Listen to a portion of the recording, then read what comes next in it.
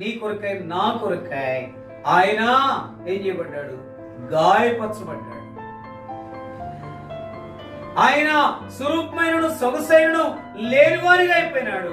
అంటే నీకు నాకు నిజమైన ఆనందము కలిగించేదాని కొరకాయ, నేను నన్ను పరిశుద్ధునిగా ఉంచేదాని కొరకాయ ఆయన చేసినటువంటి ఆ గొప్ప బలియాగాన్ని మనం తలపోసుకుంటే మనము ఆయనలో నిలిచిన వారంగా మనం ఉండాలి. అయితే చాలా సార్లు ఈ యొక్క లోకంలో మోసం అనే దాంట్లోనికి పడిపోతున్నాం. దేవుని ఎరిగిన వారమే, ఆరాధించే వారమే, విశ్వాసులంగా కొనసాగే వారమే, దాని తర్వాత ఆయన పిల్లలముగా ముందుకు కొనసాగే వారముగా ఉన్నప్పటికీ కూడా మనము ఒకరి ఎడల ఒకరము సరైనటువంటి స్థితిలో లేని వారముగా ఉంటున్నాం.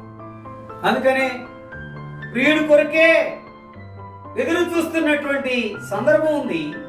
ఆ స్థితిలో ఉంటున్నాము.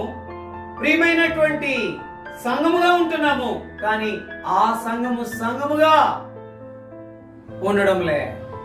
ఆ సంఘము చెదిరిపోతుంది, ఆ సంఘము పడిపోతుంది, ఆ సంఘము చిన్నాభిన్నమైపోతుంది, ఆ సంఘము మోసగించబడేటటువంటి స్థితిలోనికి వెళతా ఉంది. కారణం ఏంటి అంటే మన యొక్క జీవితంలో ఆయన చేసింది మనము మర్చిపోతున్నాం.